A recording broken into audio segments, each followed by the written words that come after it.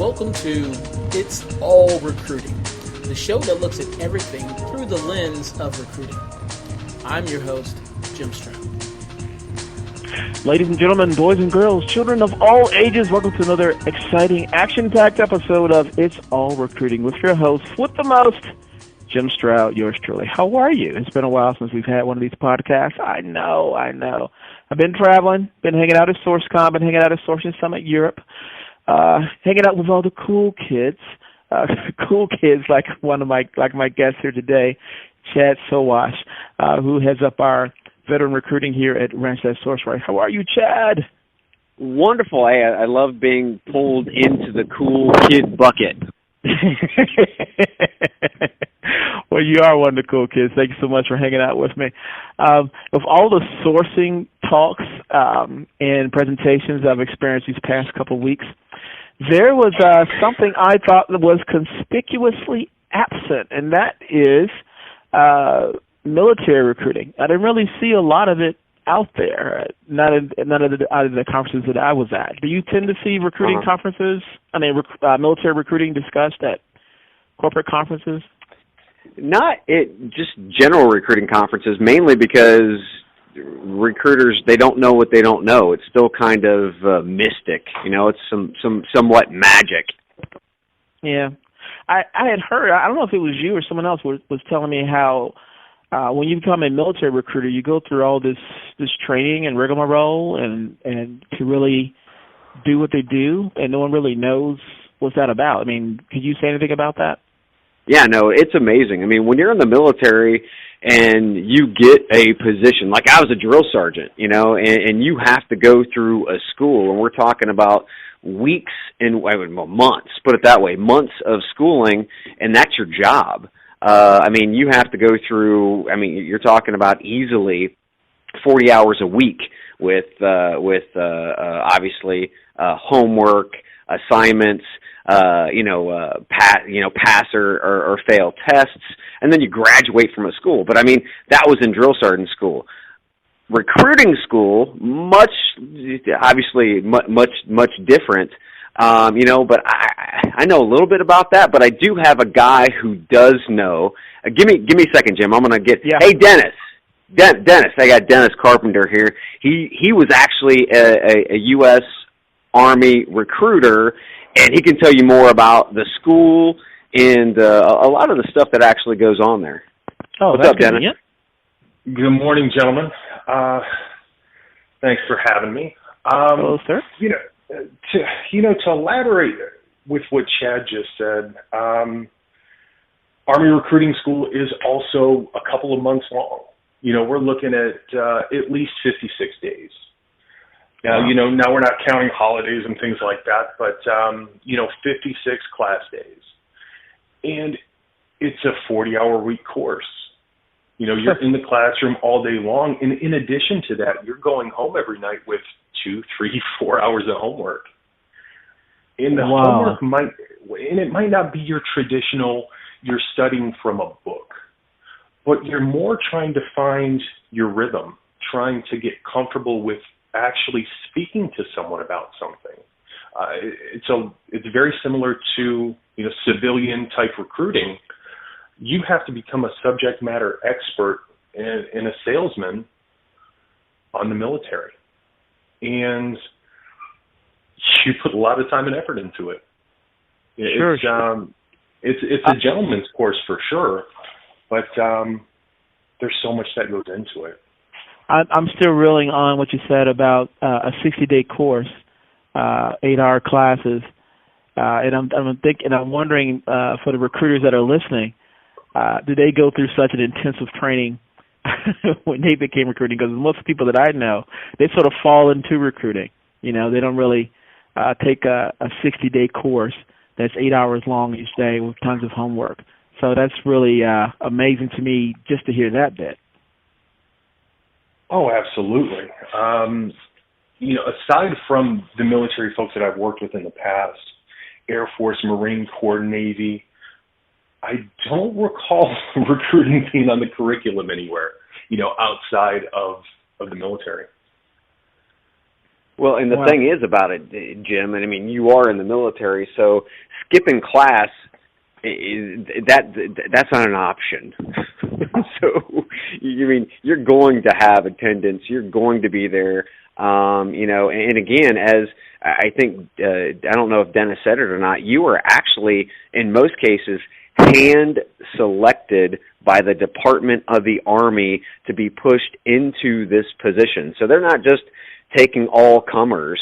In most cases, you are actually what they call DA selected, and kind of like what they do with drill sergeants and obviously recruiters. So this is, I mean, they're trying to take the cream of the crop and put them into schools so that they can get the right product on the other end. Wow. That's something else that's enlightening because, like I said before, a lot of recruiters just sort of fall into it. It's not like a cream of the crop kind of situation, which is why I think so many recruiters have a bad reputation out there in the marketplace. You were saying, Dennis? I'm sorry. To kind of elaborate on what Chad's talking about. Yes, a lot of people are DA selected, or as we in the Army like to call it, DA volunteered, where the Army volunteers you for one of these schools like drill sergeant school or recruiting school. I happen to be one of those folks that actually volunteered myself. Okay. I went to Army recruiting school when I was 20 years old, and I've always been a people person. So I knew it was something that I would excel in. I don't have a problem speaking with people, especially if it's something that I'm passionate about. And the military was something I was very passionate about at that time in my life. And a lot of the folks that you would be recruiting for the military, they're just coming out of high school, they're just starting college. So I was still in that age range where I could relate to them and they could relate to me. So I was in Michigan, Bay City, Michigan, which at the time I was in the number one recruiting station, and the number one recruiting company, and the number one recruiting battalion, and the number one recruiting brigade. So there was really no room for failure. So no pressure, right? Really. I was the youngest recruiter out of 500 in the state. Wow. And I was the only person on this special, it was called the Corporal Recruiting Program, where they took junior non-commissioned officers and let them become recruiters. And so what are some of the things you would learn in the military recruiting school that would be of interest, you think, to corporate recruiters or agency recruiters who would say, wow, we don't do that, or I haven't considered that before, that kind of thing? Well, a big part of the school, and this goes along with civilian recruiting as well, is overcoming objections. Now, I'm currently working on the Honeywell accounts, and if you call someone and you say, listen, I have this mechanical engineering role that I want to talk to you about, it's for Honeywell, they're like, no way. You don't get threatened. You don't get, there's not a negative stigma with it. Mm-hmm. And unfortunately, a lot of the military has negative stigma around it. Something happened to someone's friend's brother, 20 years ago. So you really learn how to overcome objections and really drill down to find folks' dominant buying motive. What is it that you're really looking to do with your life, with your career? Once you graduate high school, once you graduate college, where do you see yourself? And it's about building rapport, building relationships. And so many of these things correspond with what we do on the civilian side. So there's definitely a lot of transferable skills. You think about it, though, Jim. I mean, you're not just trying to gain rapport with the candidate, because in some cases, I'm not going to say most, but probably most cases. You can say most in this scenario. Your candidates are just coming out of high school, or they're, in their early 20s, and their mom, their dad, their family actually has, they're decision makers, not just influencers, but decision makers on this. So you don't just have to sell the candidates, you have to go through the process of really selling the entire family unit itself. It's above and beyond what recruiters today really have to do in most cases. Sure. Now, I imagine too that you have to deal with people who may have a different, how can I say this, a political viewpoint about military. So I'm sure they may have their certain biases. I know some people, from what I've read online and in different newspaper articles, there are some people who just hate military recruiters because they hate the idea of the military for whatever reason. How do you deal with those kind of folks? How do you deal with those kind of objections? You thank them, thank you, and then you move on. It's like if you went to someone and you're talking about God or Jesus or a church to them, and they're like, "Whoa, hold on, I'm atheist." Mm-hmm. You don't try and push your views on them. It's like if you're trying to sell someone something and you see they're not buying, you cut your losses and you move on. But you leave on a high note. You leave on a good note with them. Thank you. You're not pushy, and you move on. The last thing that you want to do is create a bad name for yourself and the community that you're within. Because once you go to a recruiting station, you're there for at least 3 years. So the last thing that you want to do is tarnish your name, your reputation, and give your service a bad name. Mm. So you're talking about a local town, you're actually talking about a community, not like the community that we say with respect to recruiters, where the recruiting community is, all over the world. We're talking about locally. You have to infuse yourself in the community and be a part of that community. So just what Dennis is saying, it's more necessary for a military recruiter to be infused in that community than we have to really think about in today's world. So I'm sorry? No, you go ahead. To elaborate more on what Chad is saying, when you enter into these communities, it's not like you're going to New York City where there's millions of people. I was in a location where there were 2 small high schools that together didn't have the size of the graduating class that I graduated, high school from. It's very small towns, and you want to get involved in your community. On Saturdays and Sundays, you would find us at the Boys and Girls Clubs helping out. We'd be volunteering for different events throughout the town, having lunch with the mayor, participating in the Chamber of Commerce. You want to get as involved and integrated into your community as possible. So when John Smith's son graduates high school and he doesn't know what he's going to do, he says, you know what, this person's been serving on our Chamber of Commerce, or he's been helping out with this event or this event. Why don't you go talk to him? You want to build such a reputation and rapport with your community that people feel comfortable coming to speak with you. Wow. It's so much about building rapport and relationships, even more so than we do in recruiting. Now, obviously you want to build rapport and build relationships, and you want people to trust in you and in what you're doing with them, because they're putting their trust and their livelihood in your hands and hoping that this position that you're talking about with them, this mechanical engineer position or this analyst position, is what it's cracked up to be. But they're not signing a 2, 3, 4, 6-year agreement with you, with the government.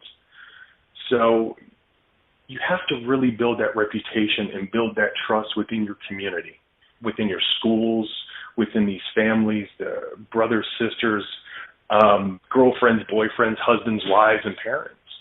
Very important. Wow. If I hear that, it sounds like what you're doing is more of a calling than a job, which is to a lot of recruiters that I've spoken with as I've traveled around, they see it more as a job than a calling. Because I know a lot of recruiters out there, they will post a job and pray somebody will respond.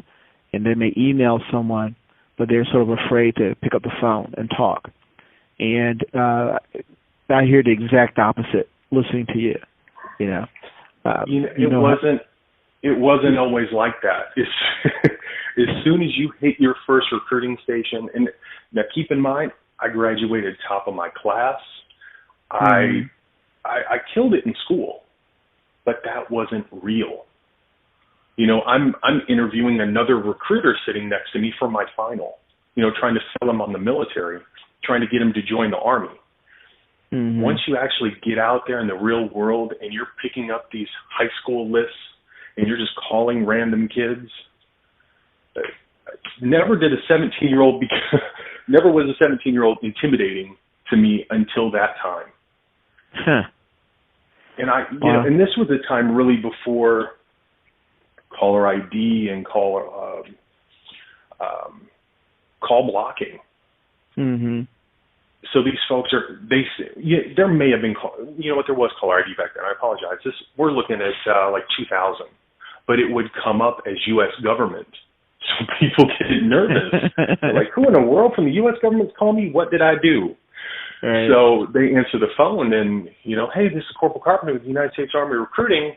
Is so-and-so there? And they're like, no. And then they hang up on you and you're like, oh. You know, it takes the wind out of your sails. And you have to go through so many bad phone calls before you actually get someone that's willing to talk to you. It's a lot like what we do now. Sure. You know, as civilian recruiters, you have to go through several, you know, say you email blast 100 candidates. If you get 5 that respond, you're like, that's awesome. You know, these folks are qualified because you've seen their resumes. They have the skill set you're looking for. They have the degree you're looking for, the experience. But on the military side, it's a little different because you're calling this student, you're calling this person that's in their early 20s, like Chad said. You don't know what kind of record this person has. You don't know what they've done in the past. You don't know if they're smart enough to pass the ASVAB test, which is an aptitude test that everyone in the military, everyone trying to get into the military must take. You don't pass this test, you can't join. And it's a skills assessment test. They could be the greatest person in the world. They're all gung-ho, ready to join. They take the ASVAB test, and they fail it. They have to wait 30 days to retake it. They fail it again, 6 months. They fail it again, they have to wait a year. Wow. And by the time that 6 months or year comes around, they're doing something else. They don't want to join now. So, yeah, I mean, it was a calling for sure, but it wasn't without its difficulty, I'll tell you that. I imagine world events probably impacts your recruiting quotas, if you have quotas. There are quotas. Absolutely. And it all depends on the size of your community, the size of your recruiting station. I was in a station where we had 3 recruiters and a station commander. The station commander basically was like your recruiting manager. We were on mission every month for 10. That's 7 folks that got 100 or better on the ASVAB test. They passed, they're a graduate, and they're good to go. You have to get 7 people a month to pass this difficult test. And then in addition to that, this is just for the regular Army now. And in addition to that, we had to get an additional 3 people to pass the ASVAB test that wanted to join the reserves. Wow. Yeah. And then you have something like 9/11. I was a recruiter during that time, and it really brought out camaraderie. It brought out people loving America again. You know, I remember driving down the street a couple days before that, and this person has a flag hanging from their house, and so does this guy down the street. September 11th hit the next week. It was like I was driving through a parade. You know, there's flags everywhere. The flag company must have been doing real good about that time. But there was just all this camaraderie, and people really wanted to join. I remember being in my office, and this gentleman who was in his 50s, he came walking in. He's like, I'm ready to go. And I said, sir, you know, I appreciate that. I really do. But, maybe go down to your local VFW or American Legion, buy everybody a beer. Go buy a flag, wave it. Unfortunately, there's not much we can do for you, because if you had never been in the military before, the cutoff age is 34 years old and the day before your 35th birthday. So there wasn't a lot we could do. And then the other folks that were within the age range that walked in, they're like, I want to go over there and, using expletives and whatnot. They couldn't pass the test, or they had just a fury of felonies in their background. And, maybe these are the folks that we want to send over there to do some damage. But unfortunately, there wasn't a lot we could do. Now, we did see an increase in recruiting during that time. We were having record-breaking months, for the rest of 2001 and into 2002. And then you see it start to die off and go back to the way it was.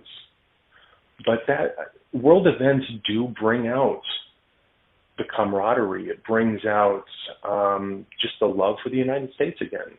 As Chad likes to say, a lot of people are interested but not committed. That's deep. Let's put it on a bumper sticker there, Chad. They're interested. I've got that one trademarked, man. Yeah. They're interested in the military, and a lot of these, like a lot of these companies that Chad and I are working with and talking to, they say that they're veteran friendly. People will come up and they'll thank you for your service. They'll see you in uniform, thank you for your service, appreciate all you do. And then you ask them, is anyone in your household of age to join the military? Whoa, hold on. Not my son. Well, why not? Why not? No, he's not getting killed. What people don't realize is there are so many MOSs or military occupational specialties or jobs that people can get into that you're not infantry. You're not out there on the front lines. I'm using finger quotes right now that you can't see, but you're not out there doing that. There's administrative jobs. What percentage would you say are like non-combat jobs? Just like ballpark. You're looking at 2/3. 75%. You're looking at 2/3. Yeah. Anywhere for you, about 2/3, if not more. Are most non-combat? of the military. Yes, most of the military is support in nature. Because we don't just go to fight wars. We also have peacekeeping missions. If you think about it, who did we send for Hurricane Katrina, and who do we send here locally when we need forces? We send the National Guard. So we don't just have infantry. I was a part of the infantry, but that's actually a much smaller size of a force than the military is overall, which is another big piece, is that, as Dennis recruits, and that's what many people think out there, is that, well, they're just recruiting for soldiers that are going to war. Well, yeah, but there are different aspects of war and peacetime operations, and we're talking about mechanics, we're talking about rocket scientists. I mean, you take a look at the Air Force, they put more rockets into space than NASA does. You take a look at the Navy and their nuclear programs, things of that nature.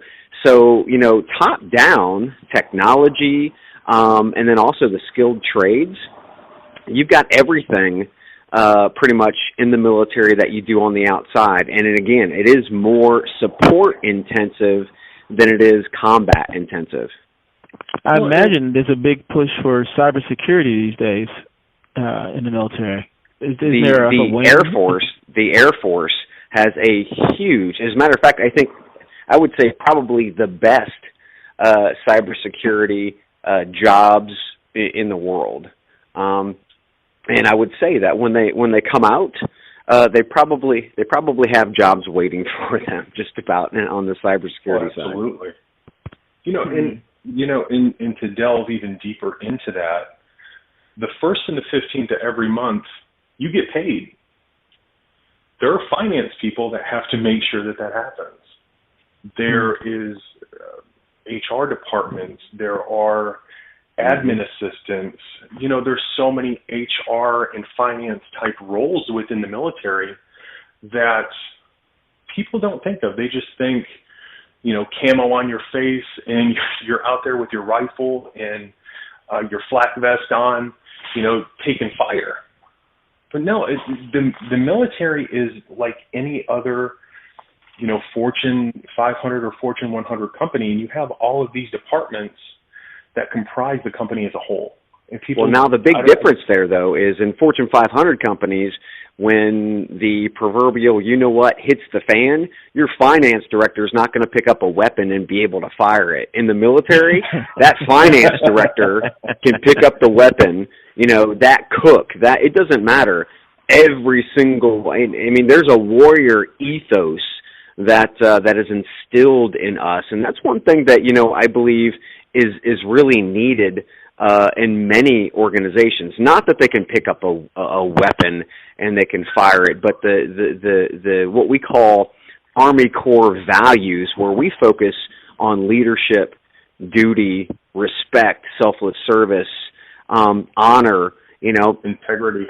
Integrity, personal courage. And the list goes on. These are core values that we focus on day in and day out. And to be able to pull those types of individuals into your organization who are incredibly flexible, because once again, when you're in the military, everybody sees this hierarchy and they see this rigidness. The interesting part about that is the rigidness of the hierarchy is even just as flexible, because we have to be able to have the autonomy to achieve the mission in the way that we see fit. So, the mission comes down from HQ, we're given the mission. We're not told line by line how to achieve the mission. We are given objectives. We go after and are provided with the autonomy on how to take care of those objectives, which means we develop solution-oriented individuals. That's what our focus is. In basic training as a drill sergeant, I didn't tell I didn't instruct them on how to specifically go after achieving the task. I gave them the tools, and then I asked them and I challenged them to go after and find their solution.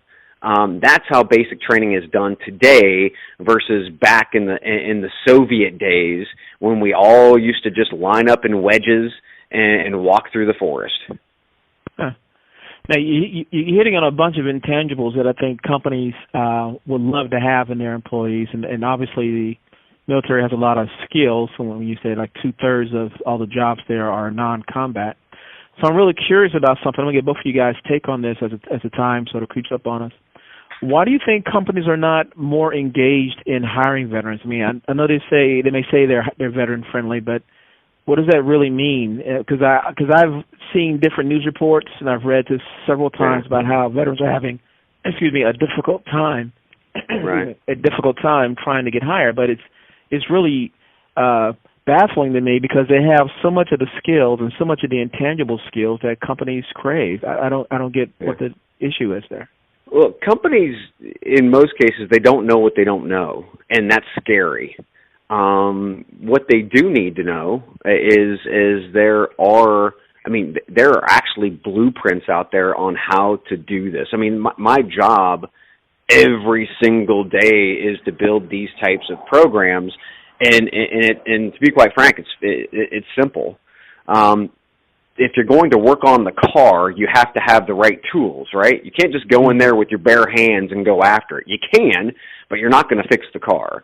In this case, you have to have the right tools, which means you have to have somebody with military background and veteran hiring experience to be able to lead the charge and build a team to focus on being able to identify what your company's real needs are. And most companies, they don't even understand that. The translation piece, they think is all on the candidate side, which really they need to self-assess before they start profiling candidates. They need to know what they're really looking for. When you start talking about this, the character, the attributes, those types of things. In most cases, I mean, that's not a part of the job description. So they need to know what they're looking for so that they can appropriately profile candidates. Once they can understand if this is going to be a lower level NCO, if it's going to be lower level enlisted, it's going to be senior NCO, or maybe it might be a junior military officer. As soon as you know that type of individual and you know what they did in the military, possibly their occupation in the military, then at that point you can start targeting partners and building networks. Because at that point, you know what you're looking for. The thing is, you need help to be able to pull those candidates in. So, it sounds hard, and to be quite frank, for a layman, for somebody who hasn't been in, for somebody who doesn't have talent acquisition and veteran programs experience, it is hard. But you get the right tool, you get the right person in the organization, you build a team around them that are dedicated to veteran hiring, and it becomes much, much easier. Dennis, you want to add to that?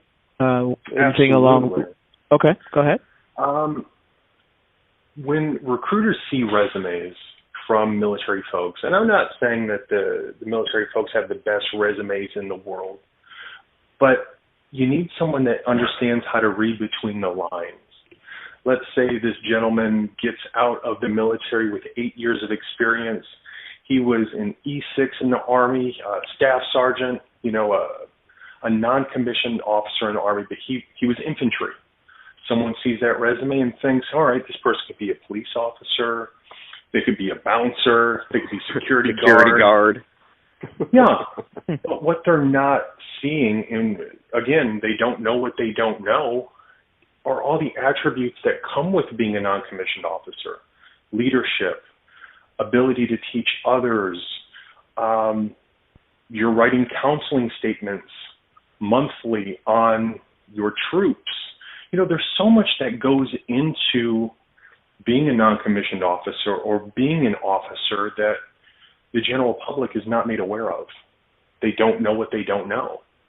And these are the things that we need to get out there to the public, because this E6, staff sergeant, former infantry soldier could be the next manager, could be the next frontline supervisor.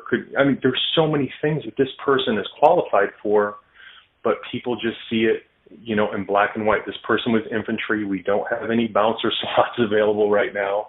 We don't need another security guard. People need to know how to delve deeper into their skill set, and they don't. Well, hopefully after listening to this podcast, they'll have their eyes open, and we'll see more military hiring going on. Chad Stowatch, Dennis Carpenter, thank you so much for being in the It's All Recruiting podcast. Thank you, Mr. Stroud. Thanks for having us.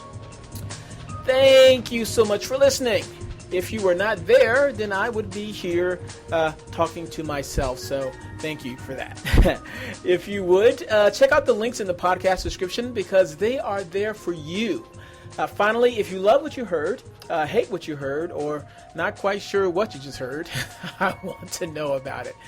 Connect with me on Twitter @Jim Stroud, or LinkedIn, or Google+, or pretty much anywhere you find me online. I'm everywhere. Okay, enough of that. Until next time, one last word spoken 3 times to my people at Randstad Sourceright. Love, love, love.